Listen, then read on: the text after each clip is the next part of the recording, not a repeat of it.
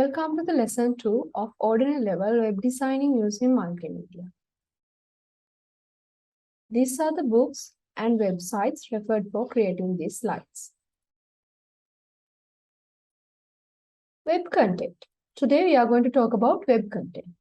All the audio-visual information and services a user comes across in a website are called its web content. Okay. So everything, basically everything in the website that we call them web content. Anything and everything in the website are called web content. The web content of the new website should be selected considering the need or needs of the user identified in the user group analysis. In the last video, we talked about how to understand our user and how to understand our user group. So in that part, we analyze our user, we identify our user. After that, we decide what are the content of our website, what do we put in our website. We decide that depending on the need or needs of our users. Web content should include the information to be communicated to the user as well as all the services to be provided to the user. Okay, so it should contain everything because that is the website. Web content is the website. Okay, so basically everything you insert to the website is what creates the website. So everything you need to put in the website should be web content.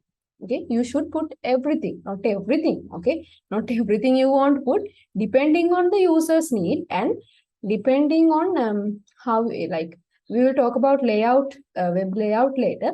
So that way you will understand what to put and what to not put. So you should put like everything that you want to communicate. The information you need to communicate to the user should be web content. Okay, various types of information and services can be found in the web content of website. Text, information given in short.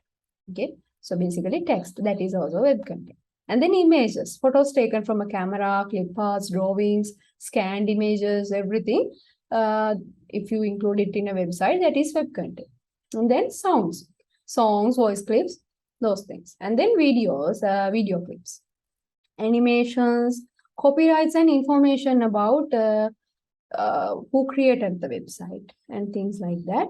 So you may see that when you are scrolling a website, you can go to the very bottom of that website and you will see the copyright information.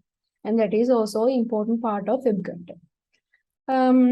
Like actually that is used by users to have an understanding about if the website is updated or not. When you are including the copyright information, you put the last updated year.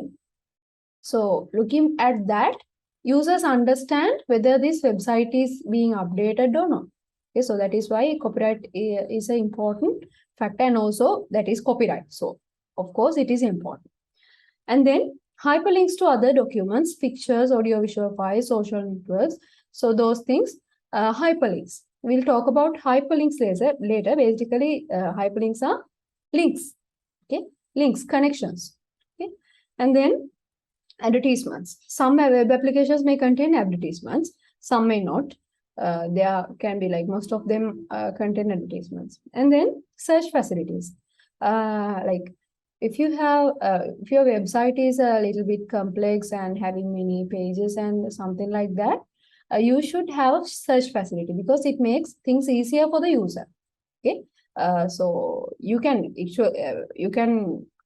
still not use it, but it can be a problem when you are if you are trying to keep your user in the website. So when someone is using a website, they are trying to find what they need as quickly as possible. Okay, they do not like to wait. So just imagine a position where you are searching for something. Okay, you need to find something real quick, and if you have to read the whole website to find what you need, do you keep on reading that? No, actually, no one does. Okay, so if you have a search facility in that website, you quickly search what you need and you get what you need. Okay, so that is why a search facility is important. Okay, and then facilities to download certain software required to use the website. Sometimes there can be some content of the website that requires a separate software to view that. To view that content of the website, you need to install a certain software to your computer. So there can be instances like that. So if your website contains that kind of web content, you should give the facility to download that certain software, and that way the user can download that certain software and view your web content.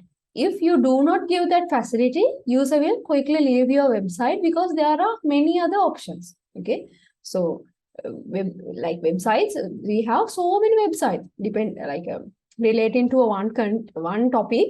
There are so many websites. So users won't keep on looking at your website if your website contains some problems like this. Okay, so you should give the facilities to download certain software if they are required to use your website.